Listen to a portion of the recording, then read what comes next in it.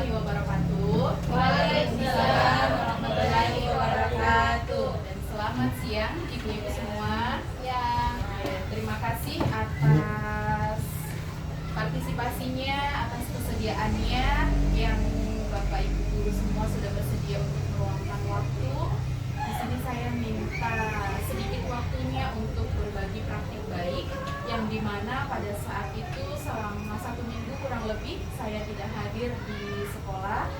Saya mengikuti pelatihan di Palu terkait dengan bimbingan dan konseling. Jadi rugi rasanya kalau saya tidak berbagi ilmu dengan Bapak Ibu guru sekalian yang ada di sekolah, agar supaya ilmu yang saya dapat juga Bapak Ibu semua juga mendapatkan. Kemudian di sini saya ingin berbagi praktik baik terkait dengan 7 jurus BK hebat. Nah, di sini yang berkaitan dengan 7 jurus BK hebat, nanti ada 7 item tentunya. Kemudian kenapa dinamakan sebagai 7 jurus BK hebat? Kenapa tidak dinamakan 7 langkah-langkah BK hebat? Kenapa di sini memilih jurus? Jadi diibaratkan jurus ini adalah dipilih seperti dalam sebuah padepokan yang dimana itu lebih berkaitan dengan silat ya, karena di dalam ilmu silat itu terdapat sebuah kelenturan yang dimana untuk kelenturan itu nanti bisa diimplementasikan dalam sekolah agar supaya kita semua, Bapak Ibu guru termasuk saya juga, pada saat memberikan pembelajaran bisa lebih memahami kepada berbagai potensi-potensi yang dimiliki oleh siswa kita. Kemudian di slide yang berikutnya, di sini ada sebuah lirik lagu yang dimana dijadikan sebagai ciri khas 7 jurus BK hebat. Bapak Ibu bisa melihat dengan jelas?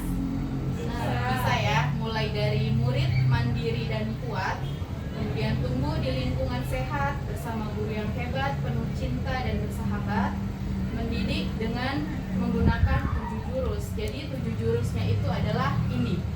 Yang pertama, kenali potensi, kemudian jurus kedua, kelola emosi, jurus ketiga, tumbuhkan resiliensi, jurus keempat, jaga konsistensi, jurus kelima, jalin koneksi, jurus keenam, membangun kolaborasi, dan jurus ketujuh, menata situasi.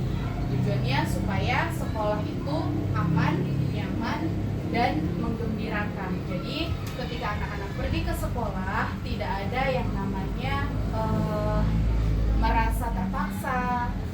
Jadi supaya anak-anak itu muncul dari kesadaran diri mereka untuk semangat pergi ke sekolah, karena sekolahnya itu bernuansa aman, nyaman, dan menggembirakan.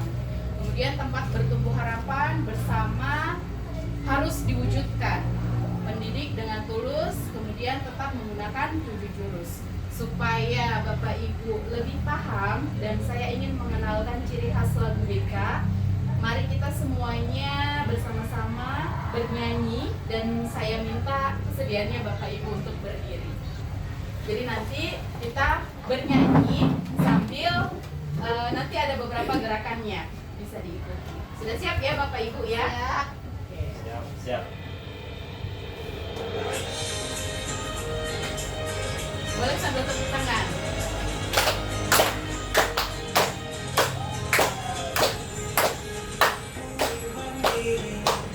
Ikuti lirik yang ada di depan.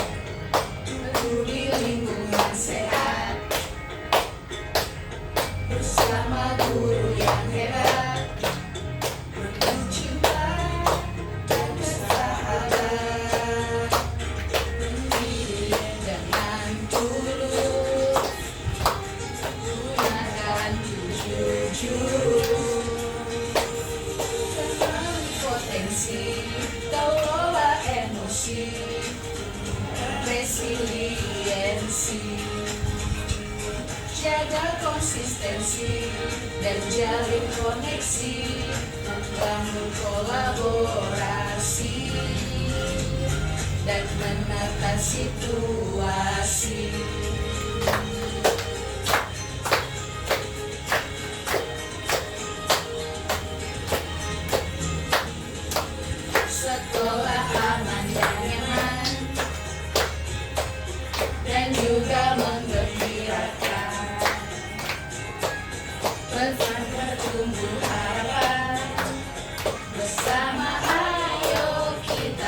wujudkan, mendidik dengan tulus, gunakan 7 jurus, kenali potensi, kelola emosi, tumbuhkan resiliensi, jaga konsistensi dan jalin koneksi, kolaborasi dan menata situasi.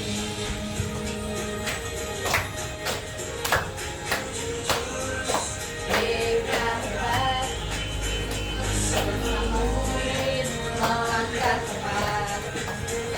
7 jurus mereka hebat, 7 jurus yang akan ku ingat. Tepuk tangan. Silakan duduk kembali.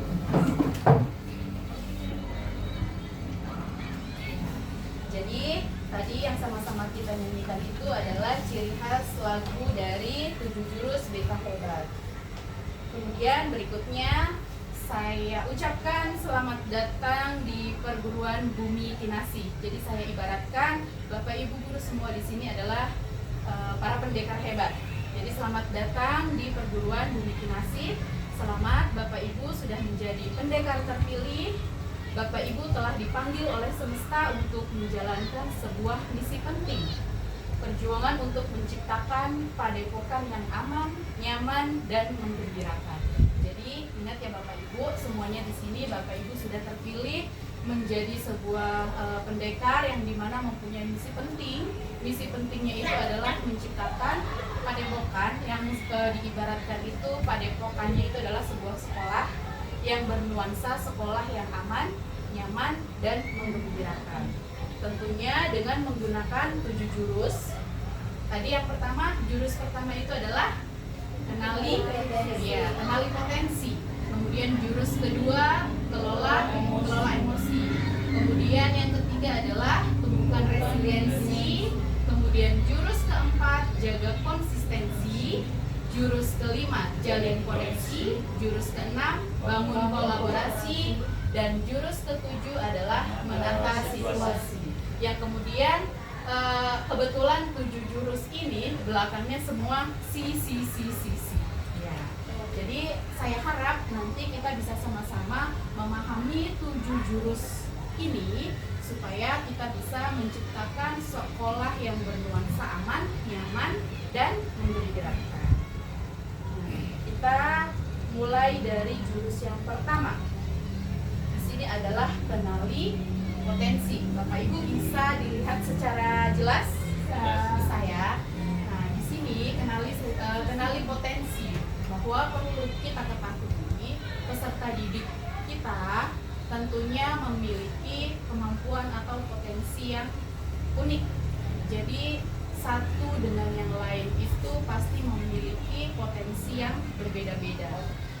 Kemudian dari potensi yang berbeda-beda itu tentunya kita semua sebagai Bapak Ibu guru yang mendidik, kemudian yang mengajar, yang memberikan ilmu di sekolah tentunya harus tahu potensi apa yang dimiliki dari masing-masing peserta didik supaya apa yang kita berikan itu lebih bermanfaat dan bisa secara tepat siswa ini atau peserta didik untuk mengembangkan potensi yang dimiliki.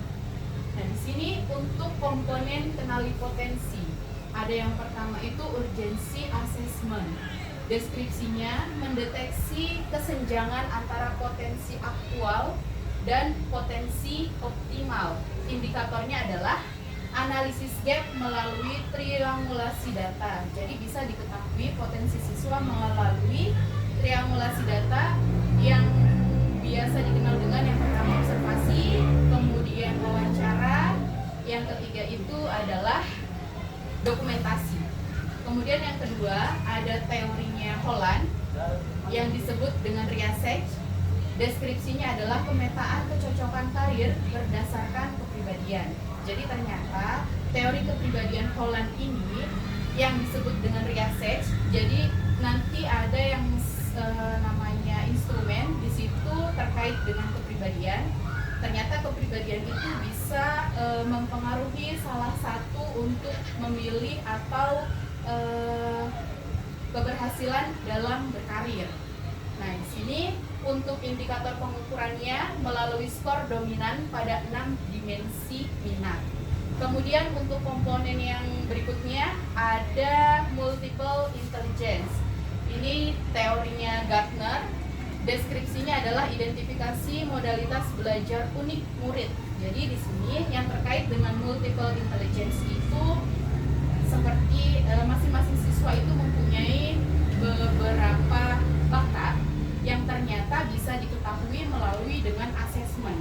Jadi nanti asesmen itu ada instrumennya atau ada aplikasinya.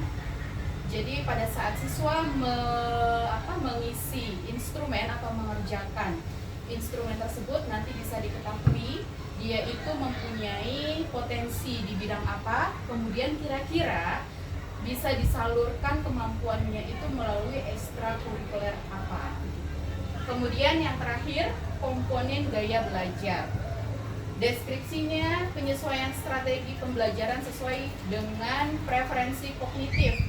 Kemudian hasil inventory 3 gaya belajar yang sudah mungkin Bapak Ibu sudah hatam sekali, bahwa gaya belajar ini ada yang auditori, visual, kemudian ada kinestetik. Jadi ada juga siswa yang mungkin gaya belajarnya itu auditori, kemudian ada juga siswa yang mempunyai gaya belajar visual, ada juga yang kinestetik, dan ada juga yang mempunyai gaya belajar perpaduan. Begitu. Jadi ternyata harus kita ketahui sebagai guru supaya metode yang kita gunakan untuk mengajar peserta didik itu lebih tepat sasaran.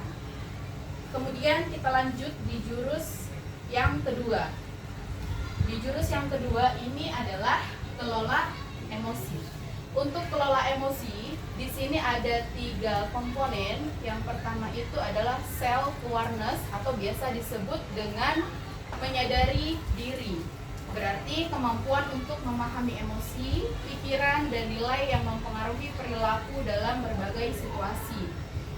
Yang biasanya siswa bisa menanamkan dalam diri, saya bisa mengenali emosi saya seperti senang, sedih, takut, malu, khawatir, dan lain-lain. Jadi perlu diketahui untuk emosi itu bukan hanya tentang marah-marah, tapi emosi itu ada bahagia, ada sedih, ada cemas, dan lain-lain.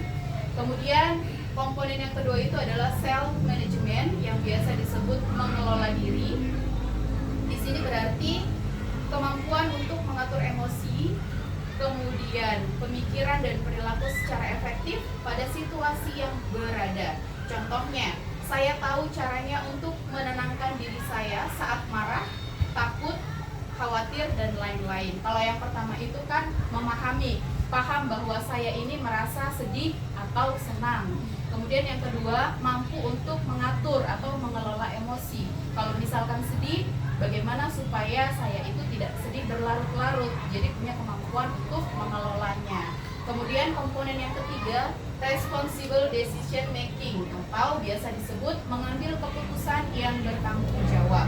Artinya, membuat pilihan yang tepat dan konstruktif pada situasi tertentu. Di sini dengan dibuktikan dengan kalimat saya memahami keputusan yang saya ambil dapat berdampak pada diri dan orang lain. Jadi kalau yang pertama, paham emosinya itu yang dirasakan apa, kemudian yang kedua, tahu cara mengaturnya atau mengelolanya, kemudian yang ketiga bisa mengambil keputusan bahwa keputusan yang diambil itu apakah akan berdampak hanya untuk diri sendiri ataupun berdampak juga untuk orang lain. Kemudian berikutnya di jurus yang masih jurus kedua. Berarti ada 5 item, ada 5 komponen ya. Kemudian komponen yang keempat, relationship skill, biasa disebut dengan terampil berelasi, yang artinya kemampuan memahami perspektif yang berbeda, termasuk berempati terhadap kondisi individu dengan latar belakang yang berbeda. Dengan dibuktikan dengan kalimat saya menjalin pertemanan sehat dengan mereka. Kemudian item yang terakhir, social awareness, peduli sosial. Kalau tadi yang pertama itu self awareness ya. peduli dengan diri sendiri. Kemudian yang terakhir ini adalah social awareness, yaitu peduli dengan lingkungan sekitar atau sosial. Di sini yang berarti kemampuan menjalin dan mempertahankan hubungan atau relasi yang sehat dan efektif dengan individu dari latar belakang yang berbeda, dengan dibuktikan dengan kalimat saya peduli dan bisa belajar dan selaras dengan norma sopan santun yang berlaku. Jadi ketika nanti bukan hanya peserta didik ya, tapi kita juga sebetulnya perlu juga untuk mengelola emosi dengan baik. Jadi bukan hanya peserta didik, tapi ketika guru dan peserta didik bisa mengelola emosi dengan baik, insya Allah keduanya akan berjalan dengan baik pada saat pembelajaran. Berikutnya dilanjut di jurus yang ketiga adalah tumbuhkan resiliensi. Jadi resiliensi sendiri di sini artinya itu adalah daya lenting atau biasa disebut kemampuan untuk mempertahankan diri dari segala ancaman, dari segala kendala yang sedang dihadapi. Nah, di sini ada pikiran terbuka dan pikiran tertutup. Untuk pikiran terbuka, jadi tugasnya kita semua sebagai pendidik itu di sini adalah mengembangkan pikiran terbuka dari siswa yang biasanya kan kalau diajarkan, ibu saya tidak bisa, ibu susah. Nah itu kan salah satu pikiran-pikiran tertutup. Jadi bagaimana caranya supaya kita bisa menumbuhkan siswa supaya pemikiran yang awalnya tertutup menjadi terbuka. Contohnya yang berkaitan dengan kesuksesan, fixed mindset itu berarti pikiran tertutup. Saya bisa sukses jika punya bakat. Tapi kalau pikiran yang terbuka, saya bisa sukses dengan berusaha. Kemudian berkaitan dengan kegagalan, kalau yang pikirannya tertutup, pasti dia akan mengatakan saya menyerah. Tapi kalau yang pikirannya terbuka, dia pasti akan mengatakan saya akan coba lagi. Jadi ada perbedaan ya. Kemudian berkaitan dengan kesulitan, kalau yang pikirannya tertutup, pasti dia akan mengatakan saya tidak bisa. Tapi yang punya pemikiran terbuka, dia pasti akan mengatakan saya belum bisa. Jadi ada perbedaan. Kalau yang tertutup dia mengatakan tidak, kalau yang terbuka dia mengatakan belum. Ya. Kemudian berkaitan dengan masalah, kalau dia punya pemikiran yang tertutup, dia akan mengatakan mengapa masalah ini terjadi pada saya.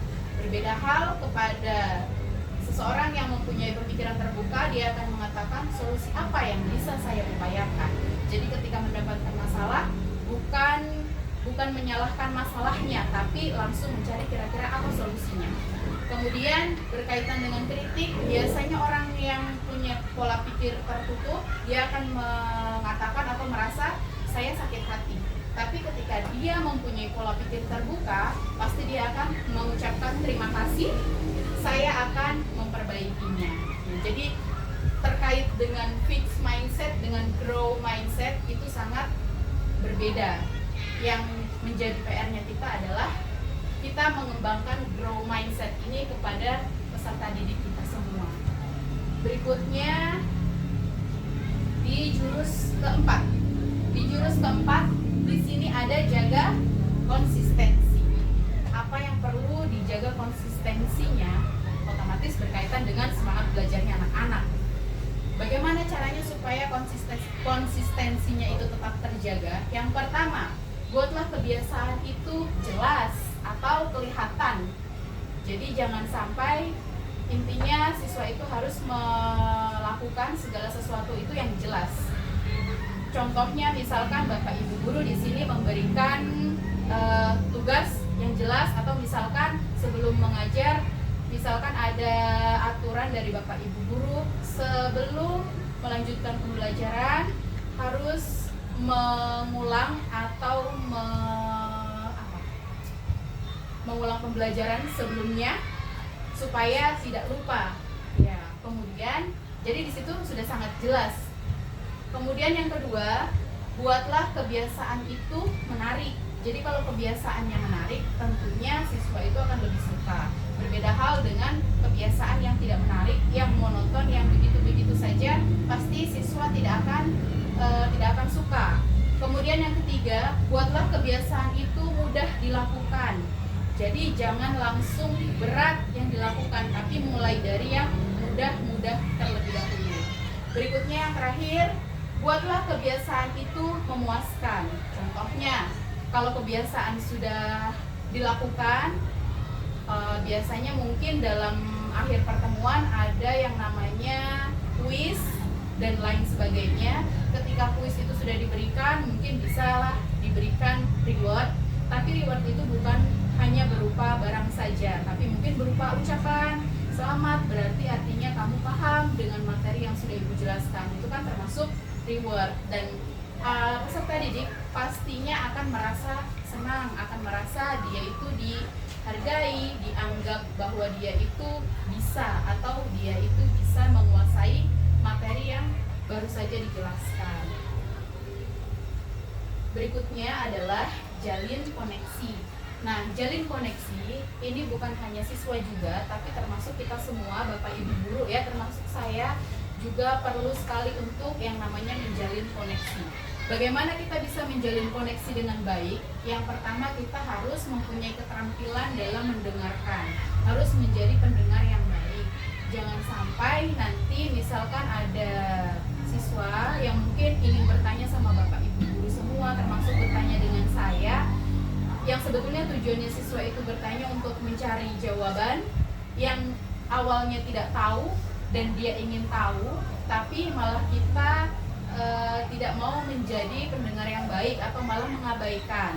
Jadi harus menjadi pendengar yang baik supaya siswa itu merasa dianggap dirinya itu berharga bagi kita semua. Kemudian di sini ada tulisan koneksi sebelum koreksi. Maksudnya bagaimana? Jadi jangan sampai kita mau menjalin koneksi kepada seseorang. Misalkan saya sebagai guru BK di sini mau menjalin koneksi kepada Bapak Ibu guru semua selaku guru mapel. Jangan sampai saya di sini menaruh penilaian terlebih dahulu. Misalkan saya tidak mau menjalin koneksi dengan Ibu Ira karena Ibu Ira jutek misalkan. Nah, jadi di sini perlu koneksi dulu sebelum koreksi. Jadi tidak boleh menilai seseorang terlebih dahulu sebelum kita itu menjalin hubungan yang baik, karena kita itu tidak akan tahu bagaimana orang tersebut sebelum kita mengenal dengan baik terlebih dahulu. Berikutnya jurus yang keenam adalah menjalin kolaborasi. Nah, jadi selain menjalin koneksi, ternyata perlu juga menjalin kolaborasi. Saya sebagai guru BK perlu menjalin kolaborasi kepada Bapak Ibu guru sekalian selaku guru mata pelajaran. Contohnya misalkan di mata pelajaran matematika, misalkan ada siswa yang ternyata dia itu tidak pernah mengerjakan tugas, kemudian selalu bolos, tidak pernah masuk belajar. Nah, jadi nanti guru matematika Ibu Flo langsung lapor sama saya. Jadi nanti siswa tersebut bisa langsung ditindaklanjuti supaya ditahu kira-kira apa sih masalahnya. Masalah utama dia ini tidak pernah mengerjakan tugas, kemudian selalu bolos, itu apa. Jadi supaya bisa langsung diketahui masalah utamanya.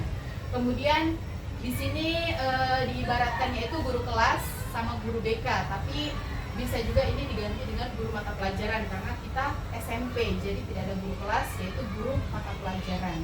Peran utamanya pembelajaran yang mendidik melalui mata pelajaran dan pembentukan karakter murid. Nah, ini guru BK memberikan pelayanan yang memandirikan dalam pengembangan potensi diri murid, baik dalam bidang pribadi, sosial, belajar, dan karir.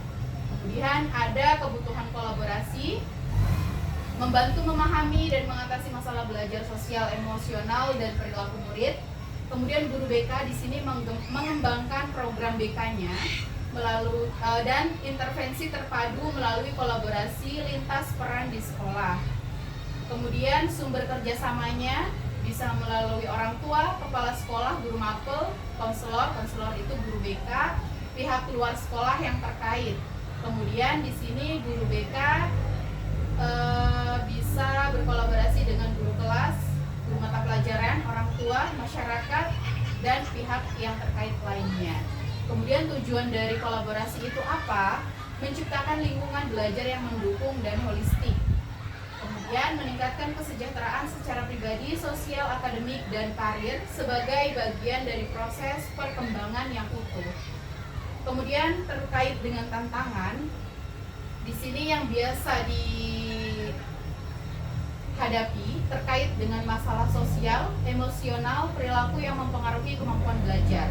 Sama halnya tantangan yang dihadapi oleh guru BK biasanya berkaitan dengan permasalahan sosial emosional dan karakter murid yang kompleks.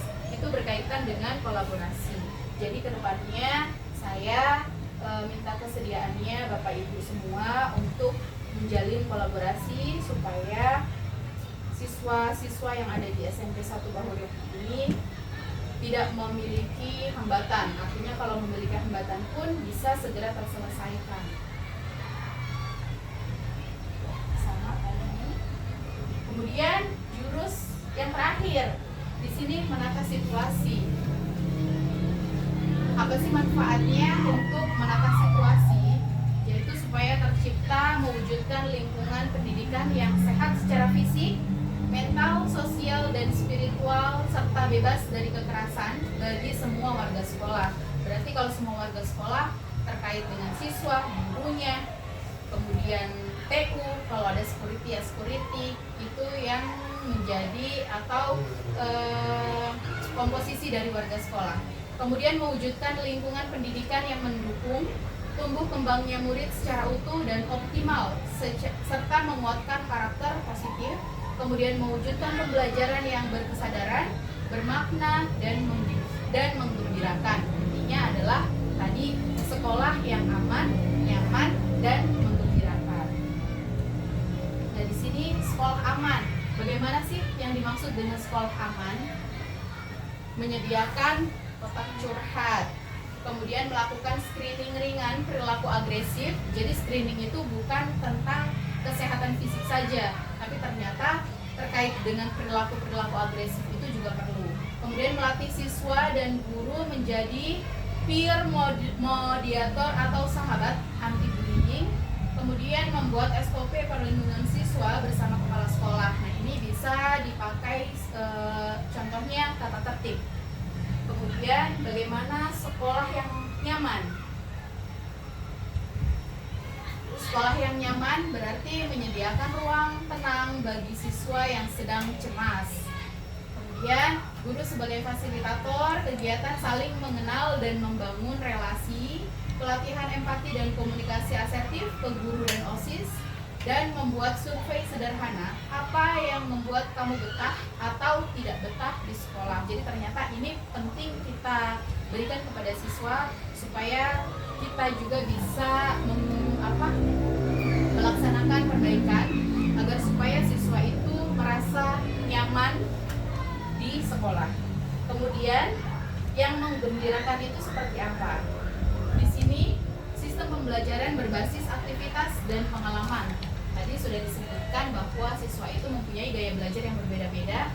Nah itu PR untuk kita semua bagaimana mengenali masing-masing dari gaya belajar siswa supaya pembelajarannya itu bervariasi, tidak monoton ya. Kemudian adanya klub minat bakat yang menyenangkan, tanpa nilai, tanpa beban. Kemudian sarana dan waktu bermain yang memperhatikan safety, memperhatikan keamanan. Mudah-mudahan kedepannya sekolah kita semua mendapatkan sarana prasarana yang bagus, bisa ditingkatkan kembali dan tentunya memperhatikan yang namanya keamanan.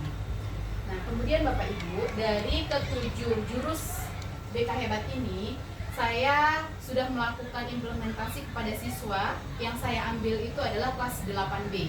Jadi jurus yang saya ambil itu adalah jurus 1 dan jurus 2. Yang pertama kenali potensi, yang kedua itu adalah kelola emosi. Untuk jurus yang pertama, kenali potensi. Ini Bapak Ibu bisa disimak. Di sini ada aplikasi Aku Pintar. Jadi Bapak Ibu nanti bisa gunakan juga untuk Bapak Ibu sendiri. Kira-kira mungkin ada yang masih belum mengetahui kemampuannya apa. Kemudian bisa juga digunakan untuk anaknya Bapak Ibu yang mungkin masih sekolah SD supaya ditahu kemampuannya apa dan kedepannya tidak bingung lagi untuk menyalurkannya. Jadi tinggal diakses saja di Google. Alhamdulillah ini aplikasinya masih gratis. Silakan boleh sebelum berbayar ya. Kemudian searching saja di Google Aku Pintar namanya. Tampilannya seperti ini. Kalau sudah terbuka tampilannya seperti ini yang 1, 2, 3, 4, 5. Nanti Bapak Ibu bisa pilih di pilihan tes minat bakat. Di situ ada pilihannya mulai dari tes gaya belajar, kemudian tes kepribadian, kemudian tes penjurusan, tes kemampuan, dan konseling pintar. Jadi terserah Bapak Ibu nanti mau melakukan tes yang mana untuk anak-anaknya Bapak Ibu di sini. Kalau saya kemarin saya ambil di kelas 8B, saya melakukan tes kemampuan, tes majemuk. Jadi kecerdasan majemuk ya, supaya saya selaku guru BK bisa menyalurkan bakat atau kemampuan siswa yang dimiliki untuk memilih eskul yang ada di sekolah. Nah, kemudian kalau sudah diklik, dipilih tes kemampuan kecerdasan majemuk, tampilannya nanti akan seperti ini. Tapi biasanya sebelum ada tampilan seperti ini, nanti dia harus menunggu beberapa menit dulu untuk login. Kalau di tulisan tampilan itu sedang antri begitu. Tapi nanti kalau sudah 1 menit atau 2 menit bisa langsung masuk ke dalam beberapa pertanyaan. Jadi nanti pertanyaannya dikerjakan, kalau sudah dikerjakan, nanti dia hasilnya akan seperti ini.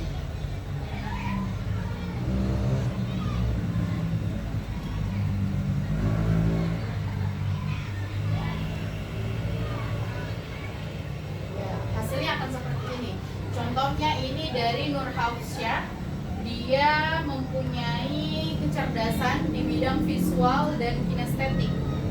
Jadi kecerdasan majemuk ini yang tadi sudah disebutkan teorinya Gardner, dia itu ada banyak 10 bidang kecerdasan yang sebetulnya kita semua itu punya. Tapi yang lebih dominan itu yang mana? Nanti yang akan diketahui di dalam aplikasi ini. Kemudian selain Nur Hausyah, ini juga ada punyanya si Eni, yang dia itu ternyata memiliki kecerdasan intrapersonal. Kemudian ini punyanya Ardika, kecerdasannya itu visual spasial. Nah, dari sini saya mencoba buat rekap hasil presentasenya. Jadi hasilnya seperti ini. Nah, ini kelas 8B. Untuk Afika, dia hasil asesmen atau memiliki kecerdasan musikal. Presentasenya itu 100%. Jadi hasil persenannya ini didapat dari aplikasi yang tadi sudah dikerjakan. Dari hasil presentasi tersebut bisa diinterpretasikan, Afika ini bisa memilih eskul paduan suara, band, musik umum, intinya yang berkaitan dengan musik begitu. Terus kemudian Andi Sangala di sini dia memiliki hasil kecerdasannya itu adalah logik matematika dan musikal. Di sini untuk logik matematika kelebihan ini ya. Jadi dia 85% dan 82%. Yang ekskul yang kira-kira bisa diikuti sama Andi Sangala ini berkaitan dengan math club, KIR, kemudian coding dan paduan suara. Terus kemudian masih banyak yang lainnya yang ternyata di sini memiliki kecerdasannya itu berbeda-beda. Kemudian ada juga yang memiliki kecerdasan kinestetik. Nah, ini di sini kinestetik. Kemudian bidang eskul yang bisa dia pilih itu berkaitan dengan olahraga, tari, teater, dan paskib. Jadi dari hasil ini sebetulnya alangkah baiknya memang maksudnya di sekolah itu memadai terkait dengan eskul. Tapi karena satu dan lain hal, meskipun eskulnya tidak ada yang disebutkan di sini, tapi nanti bisa dikategorikan atau yang sedikit-sedikit menyerempet atau sedikit-sedikit bisa dimasukkan atau tergolong, kayak seperti misalkan dia kalau untuk tari kan di sekolah sudah ada, kemudian untuk paskib kan belum ada, mungkin bisa diikut sertakan di kegiatan pramuka. Jadi intinya tetap disalurkan, jadi tidak menjadi bakat terpendam gitu. Nah, ini untuk implementasi jurus yang pertama. Kemudian implementasi jurus yang kedua berkaitan dengan kelola emosi. Di sini saya menyebarkan sebuah angket atau instrumen yang disebut disebut dengan skala Likert. Saya ambil contoh hanya beberapa. Di sini punyanya Sean. Ada pernyataan saya dapat mengenali perasaan saya sendiri. Di sini dia memilih selalu, yang artinya berarti dia itu sudah bisa mengenali perasaannya dia. Kemudian saya tahu apa kekuatan dan kelemahan saya, dia pilih di poin selalu. Nah, kemudian di sini saya dapat mengendalikan emosi ketika saya marah. Ternyata Sean di sini memilih kadang-kadang, berarti pada saat dia bisa mengendalikan, ya dia bisa, tapi ada kalanya dia tidak bisa mengendalikan emosinya ketika marah. Kemudian saya mampu menyelesaikan tugas tepat waktu. Di sini saya memilih kadang-kadang, berarti belum ada rasa tanggung jawabnya atau belum ada kesadaran diri pada Sean. Terkait dengan kesadaran sosial, di sini saya dapat memahami perasaan orang lain. Ternyata dia memilih jarang. Mungkin pernyataan ini bisa dibuktikan pada saat di kelas, kayak misalkan bisa selisih paham dengan temannya karena memang belum bisa memahami perasaan orang lain. Berikutnya, saya menghormati perbedaan budaya dan latar belakang teman saya. Di sini dia pilih selalu, berarti bagus. Berkaitan dengan keterampilan berelasi, saya bisa bekerja sama dengan teman kelompok. Ternyata saya sudah bisa. Kemudian saya dapat menyelesaikan konflik dengan cara damai. Dia pilih kadang-kadang. Terkait dengan pengambilan keputusan, saya mempertimbangkan akibat dari keputusan yang saya buat. Dia pilih bisa atau selalu. Kemudian saya mengambil keputusan berdasarkan nilai dan norma yang baik. Dia pilih di kolom sering. Nah, dari 10 item ini kan di sini sudah ada keterangan 1, 2, 3, 4, dan 5. Di skala Likert ini perhitungan bahwa siswa itu dia sudah memiliki skor maksimal itu adalah 50. Rumusnya dari 10 item dikalikan skor 5. Jadi misalkan di sini ini itemnya dia 4, ini 5. Jadi sisa ditambahkan saja dari semuanya. Total kemudian dikalikan 5. Untuk Sean di sini mendapatkan skor 40. Dan rentang skornya ternyata angka 40 ini termasuk kategori baik. Jadi alhamdulillahnya di sini Sean dia mendapatkan kategori baik, yang artinya meskipun belum sangat baik, tapi setidaknya dia sudah sedikit memiliki kesadaran diri yang cukup baik. Nah, mungkin untuk berbagi praktik baik pada Bapak Ibu, saya cukupkan itu saja yang bisa saya sampaikan. Nah, kalau tadi kan hanya Sean, kemudian di sini ada Kirani. Yang satu kelas saya ambil sampel di kelas 8B. Pada intinya di kelas 8B banyak siswa yang memiliki kecerdasan yang melibatkan terkait dengan fisik. Jadi mungkin kalau pada saat nanti pembelajaran bisa di mix gaya pembelajaran, kayak kalau untuk melibatkan fisik berarti harus lebih banyak praktiknya begitu. Kemudian dari hasil ini tentunya akan saya bagikan lagi kepada guru yang lain, karena di sini kan hanya beberapa saja. Tentunya supaya semua guru yang ada di SMP 1 Bohoroti bisa tahu terkait dengan 7 jurus BK, yang dimana 7 jurus BK ini bukan hanya guru BK saja yang wajib mengetahui, tapi semua guru. Mudah-mudahan kedepannya 7 jurus ini bisa kita semua implementasikan ke dalam pembelajaran yang pastinya kita semua lakukan di dalam kelas, tentunya untuk menciptakan siswa yang bergenerasi emas dan sekolah yang bernuansa aman, nyaman, dan menggembirakan. Itu saja yang bisa dapat saya sampaikan. Kurang dan lebihnya mohon maaf. Mudah-mudahan bermanfaat. Billahi taufiq wal hidayah. Wassalamualaikum warahmatullahi wabarakatuh. Waalaikumsalam warahmatullahi wabarakatuh. Terima kasih. Bismillah. Jadi apa hasilnya?